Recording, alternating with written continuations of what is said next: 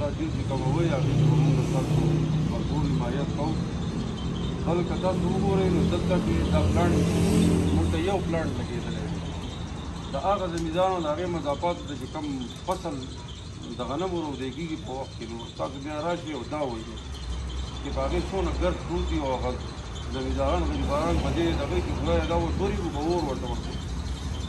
مونږ څو څو پېرې دلته بیا ولاړو هغې هغه فلټر ولګو څه نه څه هغه څونه رامنې شوې ده خو بیا هم د هغې نه دونه دغه راځي چې مطلب دا دی هغه فصل د رودو په وخت کې دغه نو چې دا څه 50 او شپېته او 200 کارخانې ولګوي مطلب دا دی چې بیا به د هغې کار نو وایي انشاءالله څنګه چې دا ځین سیلونه چې یاره بادن ډېره کې به اعلان وکړو